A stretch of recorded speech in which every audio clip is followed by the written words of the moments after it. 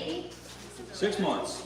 Alright guys, this is Humphrey the camel. Humphrey is a baby Bactrian camel. Humphrey is 4 months old. There are two main types of camels in the world. That is dromedary and Bactrian. The difference between them, this is a Bactrian, 2-hump camel. You can easily remember because if a capital B was laying on its back, it would have 2 humps in it. So B for Bactrian, 2-hump. A dromedary camel like him has 1 hump. And you can easily remember that a capital D laying on its back has 1 hump in it. So D for dromedary, 1-hump camels. These two are both babies. This guy is 4 months old, this guy is 6 months old. Both of these are some pretty rare camels. The white one there is the only white camel I have ever seen live in person. And this is the only silver Bactrian camel I have ever seen. These two guys are both young males. They both have been here for about 3 months now. These are the ones you can sign up to come out here and feed bottles to. They eat bottles 3 times a day. These two both pound down 6 liters of milk every day. Their bottle feedings happen at 9:30 in the morning, 2:30 in the afternoon, and 6 o'clock at night if you're trying to sign up to come out and bottle feed camels. And I do think you could do that at 2:30 today. I'm not sure. You'd have to check in the shop. These two guys, this is Humphrey, this is Prince Ali. The most interesting thing about a camel is their ability to store and use water in the form of fat. On the hottest day in the desert, a camel can go 10 days to 2 weeks with not one single drop of water. In that period of time, he can lose 30% of his body mass to dehydration.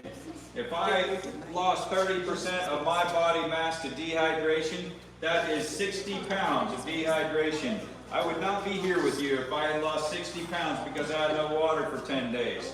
The camel outside, Ed, the bigger of the two camels, if you Google search largest camel in North America, it will tell you Ed is him. He is 7.5 feet tall, he weighs 1,750 pounds.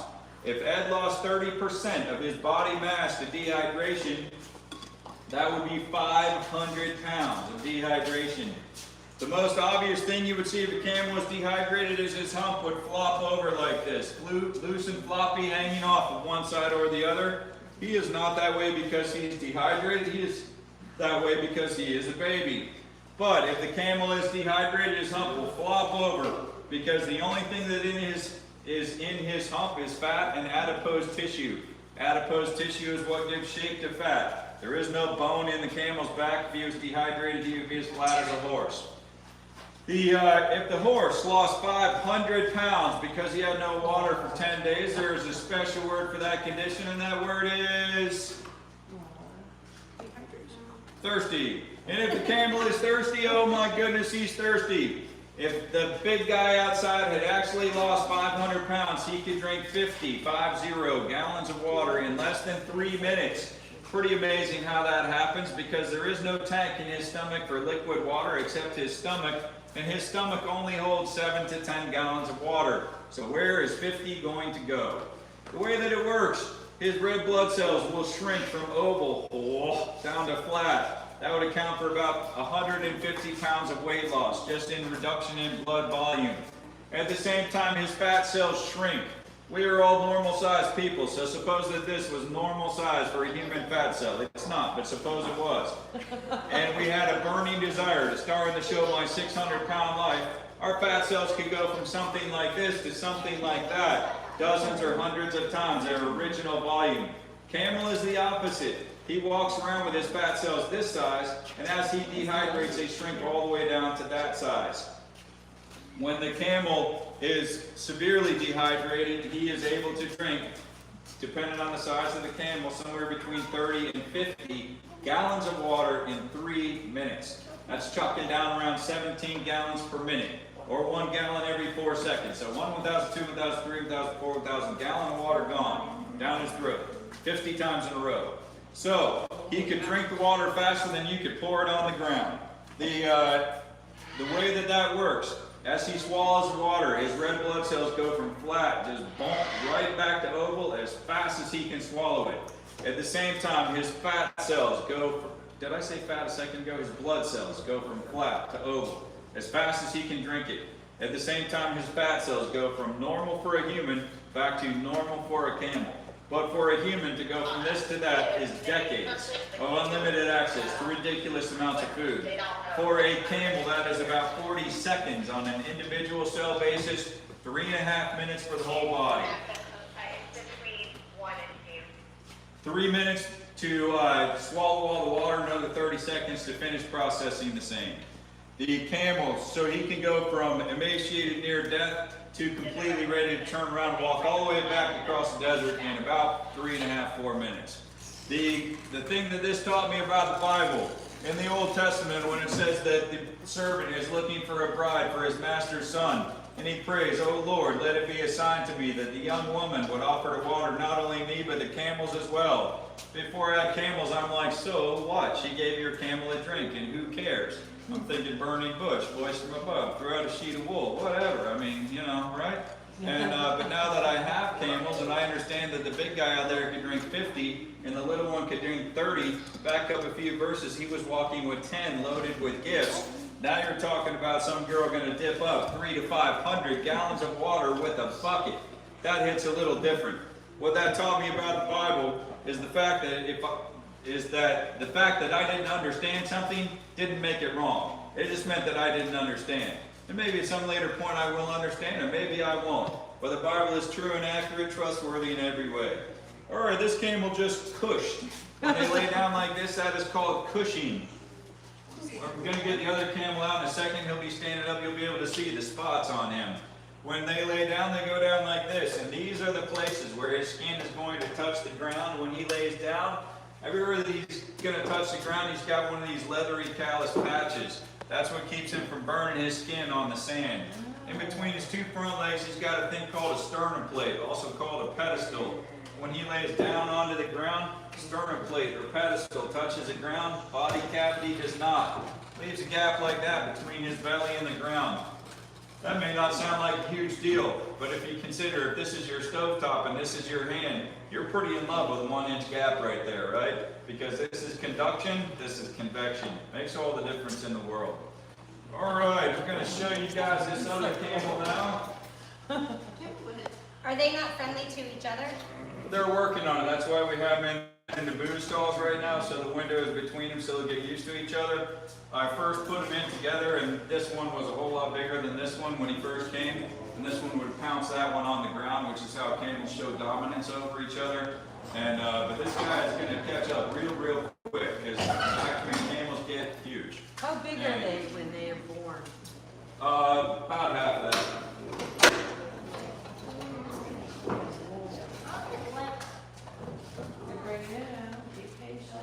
I got you. Stay right there until the time is right.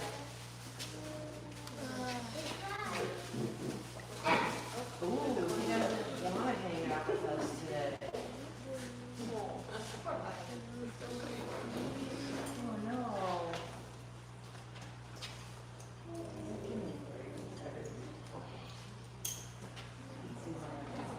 This one is a whole lot bouncier. Don't walk right up to this one because you might bounce around inconveniently. All right, this guy is a dromedary camel. He is the only white camel I have ever seen live in person. He's a pretty rare duck. So differences between dromedary and Bactrian obviously is starting with the number of humps. A dromedary camel gets more like wool, like a sheep. A Bactrian camel gets more like hair, like a woolly mammoth or something. The dromedary camels, very few people know that camels are just as good in the cold as they are in the heat. A dromedary camel can be left out down to about 40 degrees Fahrenheit below zero. A Bactrian camel is wild all the way up into Siberia. It can be even 60 and 70 below 0 Fahrenheit in Siberia. And they can take it. All right, I said to you that I was going to let you see where they have the humps, the patches on them. So see, these are the places where his skin is going to touch the ground when he lays down. So everywhere his skin is going to touch the ground, he has one of these patches that keep him from getting burned. This is his sternum plate. When he's grown, that'll be 6 or 8 inches thick, about like a football. And when he lays down, that lays on the ground, and his body cavity does not. All right, I still got a lot of animals to show you. We're going to go on to see some lizards now. Don't go forward yet. Stay back, buddy. There you go. Yes, sir. I love lizards. You do? Well, you are in luck. We're about to see some.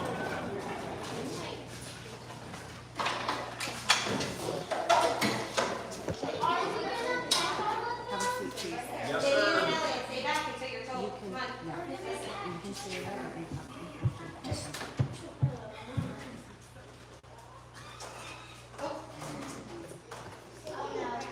Wow.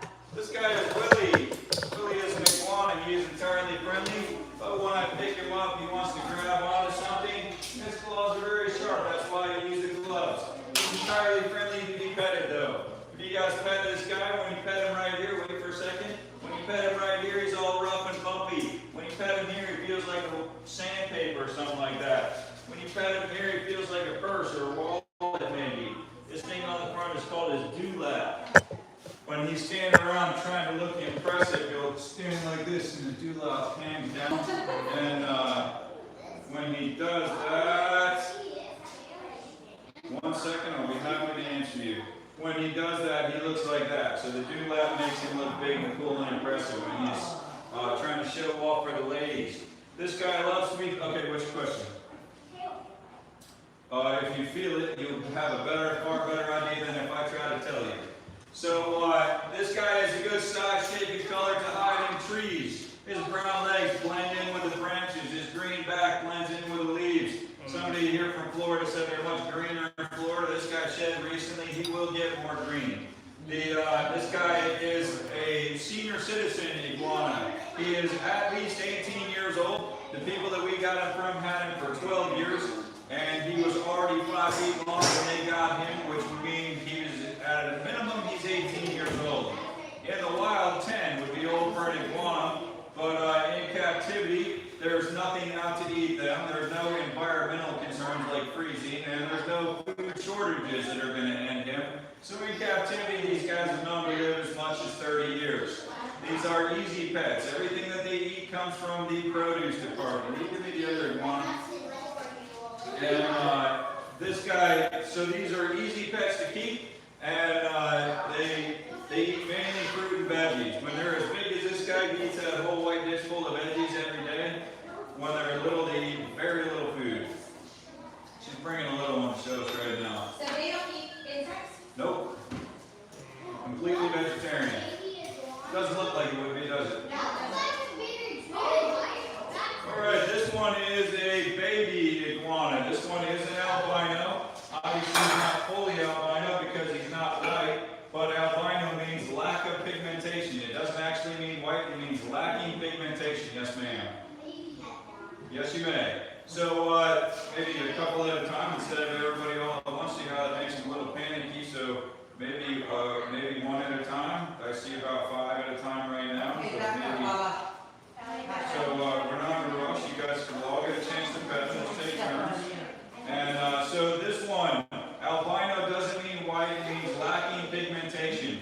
So this one is partially albino. That's why it's not green like the other one. But if you look at his eyes, you can see the red eyes right there. When you look at an albino animal and they look like they have red eyes, they actually do not. Their eyes are full of a clear viscous liquid, which is what makes them look shiny.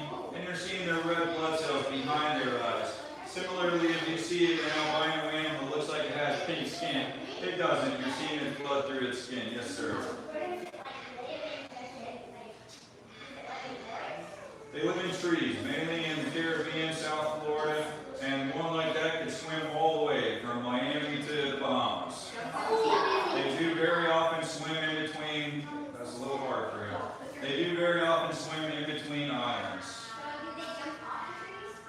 Well, it's sort of a famous thing that if there's a cold snap in Florida, they can get so cold they fall out of I've trees. seen that. Yeah. What part of Florida do you live in? I don't live there anymore, but we were in Fort Myers. Oh, yeah. I was in Fort Myers one time, and I saw all the Jaguar crossing signs all over the place, and I thought it was like a joke, like if there was their football team or something like that. Panthers. And, which I think actually are the same breed of animal, Jaguar and Panther. But, kind of like mountain lion and bobcat are actually the same. But, anyhow, we were at an RV park here in Fort Myers, and my kids are at the children's playground, and Panther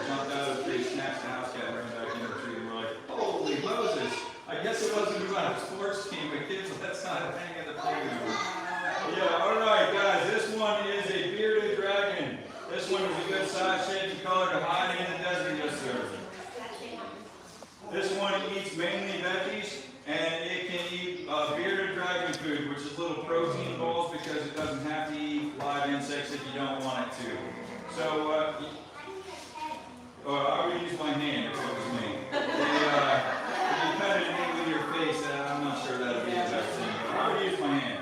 But, cool. So this one has a good size, shape, and color to hide in the desert. It also has a form of mimicry. This one's form of mimicry is to the eagle down both sides. That might have been what you've been. So how am I not going to get poked? So that is why it is its form of mimicry. The little needles are meant to make something say, yeah, I don't really want to get a mouthful of needles, so I'm going to pass on that for dinner. The reason this is mimicry, not defense, is these are fake. They're just rubbery little nothings. They're only decoration to make an animal think this wouldn't be good for dinner. Put your hand out like this. Maybe two hands if your hands are small. All right, there you go. You guys are welcome to pass that around. Just don't drop it, please. All right, next animal. Oh, excellent. Go ahead. These are baby Sulcata tortoises. You guys don't even do the petting farm yet, but the adult Sulcata tortoises are up there, and those need to be massive. Yeah, so these two here are about a month and a half old, and this here is about a year old. So you can see the size difference. They grow very, very slow, just like everything else that they do. Yes, they do lay eggs. Yeah. You use your hands. Oh, hands, Elliot. Don't you dare drop that. If he doesn't want to eat, you can't like force it into him. Elliot. You just have to like let it sit right there. If he wants to eat. All right, so Sulcata tortoises live to be around 100 years old. These ones, the smaller one there is 1.5 months old. The bigger one is a year old. So it takes it a whole year to get from this size to that size. It takes it 5 years to reach this size. After 5 years, they take off quite quickly. They get a whole lot bigger, a whole lot quicker. But it takes it 5 years to get this big. So you don't need to make any real housing plans for your tortoise. It's for about 5 years. So you got a while to think about it. The Sulcata tortoises live to be 100. The ones that are going to, have you guys already been to the petting farm? So the bigger one that's flattest on top there is the male. That is Franklin. He's about 15 years old. He weighs around 85 pounds. The one that is a little bit bumpy on top is a female. Her name is Fiona. She's about 20 years old. She weighs around 80 pounds. The other one up there, we have no idea how old it is. The reason its spikes are sharp is it was desperately malnourished for a long period of time. That one was found on the side of I-40 in a hotel parking lot. Someone brought it here so it could be rescued. The Sulcata tortoises do make good pets. The interesting thing I recently read about a tortoise, Charles Darwin brought one and only one Galapagos tortoise back from the Galapagos Islands to Australia. That tortoise was pretty well documented throughout its life, and at the end of its life, it lived in Steve Irwin's zoo. So Charles Darwin and Steve Irwin owned the same tortoise. That tortoise was 153 years old when it passed. So they Sulcata tortoises dig down into the ground 8, 10, 12 feet deep, and then they dig up and build a shelf. In the wild, here their wintertime behavior is that little brown house up there has a tortoise eater built into the floor. But if you don't have a heat source for your tortoise, they will dig down deep into the ground. If they're outside and they're living outside, they will dig deep into the ground in wintertime. And the problem with that is when they come out in the spring, they come out on a really shallow angle, and they may come up 50 feet from where they went down. Neck leave holes and ruts all over the place. So better you just provide it with a heat source so that they don't dig. And if you are interested in a tortoise, talk to Donna in the shop.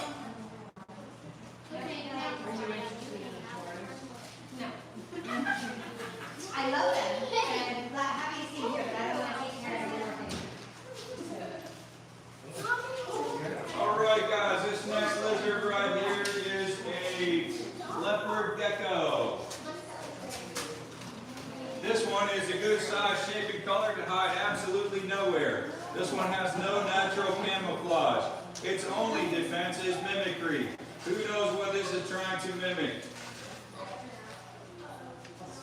What is true of many lizards or amphibians that are brightly colored? Yes, poisonous. So this one is trying to mimic a poisonous animal. So if he's out there strutting it out loud and proud, he's fine. Okay. He's out there just strutting it out loud and proud, you don't want to mess with me because I might be poisonous. He doesn't hide, he just walks around out in the open and trusts everybody else to think he's not good for dinner because he might be poisonous. You guys are welcome to pet this one, but we're running short of time and I still got more to show you. Oops, sorry buddy, all right? What's his name? I don't remember this one's name.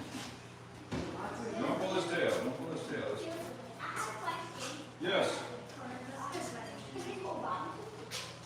He doesn't change colors, he just looks like that. Chameleons are what change colors, these guys just are the color they are. When they shed, they're a lot duller colored, and when they are about to shed, they hide because they don't have their bright colors to scare other things off. But this one isn't anywhere near shedding right now, that's about what color it normally is. And leopard geckos, don't recommend you get one as a pet. Those only eat live crickets, and you can spend the rest of your life driving back and forth to PetSmart looking for live crickets for your leopard gecko. Wouldn't recommend that as a pet. Tortoises are easy, iguanas are easy, bearded dragons are no problem. Leopard geckos are a pain. Alright guys, these next ones are called micro squirrels. A micro squirrel is the world's smallest variety of squirrel. If you guys take half a step back, everybody will be able to see. Crowding in front of your friends is unkind. So these guys are micro squirrels, the world's smallest variety of squirrel. I will let you guys hold these, but you have to be super careful. They're very tiny, tiny animals, alright? So these guys are micro squirrels. These are from South Africa. They are properly called an African pygmy squirrel or an African pygmy dormouse. But the word dormouse doesn't come from the word mouse, it comes from the French word dormir, meaning to sleep, because these are nocturnal animals. So in the daytime, they're sleeping squirrels. These ones are the world's smallest variety of squirrel. These two are 3 years old. They only get to be 20 grams. These ones do make excellent pets. They live in a 10-gallon aquarium. You clean it like 4 times a year. Summer, winter, spring, fall. Once they eat about $20 worth of food in a whole year. They live to be 7 or 8 years old. They will bond to an individual person. When you first get one, you use a bonding pouch, just like I said with the sugar gliders, so that it learns your sound, smell, it learns you, and then it will bond to you as an individual. Then you don't need a bonding pouch anymore to ride in your shirt pocket or your hoodie hood or your hoodie pouch, whatever the case. These guys are friendly little pets. Interesting thing about squirrels, and I mean squirrels in general, not just micro squirrels. When they say that a cat won't die from falling, that is a myth. If you drop a cat from high enough, it will splat. But a squirrel will not. Everything in the world has a terminal velocity. Don't grab it, you can break its ribs. That is the fastest that it can fall due to nature. Have you already had one? No. There you go. Okay. The terminal velocity is the fastest something can fall through nature. The terminal velocity of a human, I can tell you from flying jets for the Navy, is 175, 180 miles an hour. You come out of your airplane without a parachute, you will achieve that speed in your brief lifespan. A squirrel, though, has a terminal velocity of only around 20 miles an hour. So a squirrel, and this has been put to the test by some fool with a parachute and a stopwatch, jumped out of the airplane holding a squirrel at 7,000 feet, turned it loose, and time to see how long it took to reach the ground. The measured speed of that squirrel from 7,000 feet to the ground was 18 miles an hour. So you could fall off of your bicycle and hit the ground going significantly faster than a squirrel falls from an airplane. That is why squirrels are so doggone brave in trees, is if they fall, so what? They're only going to hit 18 miles an hour. It takes them about 30 feet to reach their terminal velocity, and after that, it doesn't particularly matter. They fell from 100 or 1,000. They're only going to go as fast as they go. They have vibrate. That is their heart rate. Their heart rate is always over 200 beats a minute, and yet they live 7, 8, 9 years. How bigger? That is 3 years old. That is as big as it can get. The babies are.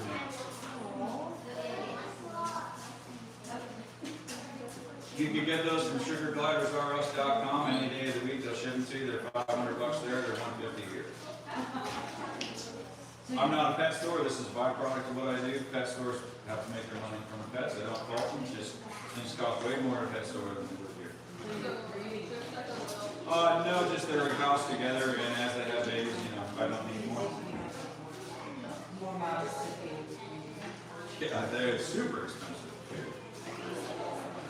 Alright guys, does anybody know what I have here now? Yes, hedgehogs.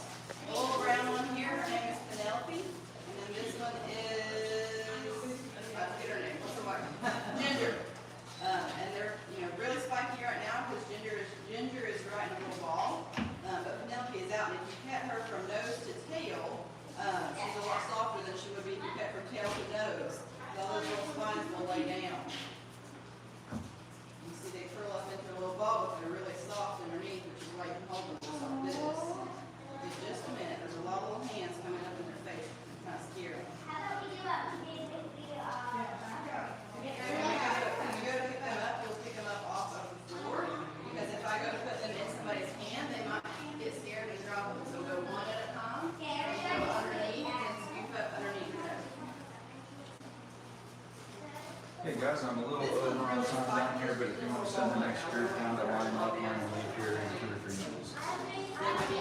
Okay. Get done home and set it back down on the Turn, be patient.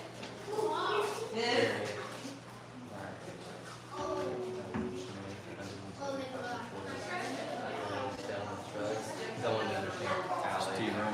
Yeah. Oh, really? So like some days it's like I read 153. that's like 107, 15 years ago. Some people are like, oh, I'm sure it was in there, you know, because then the English was 100 years and then this guy brought that stuff. But then they did it in another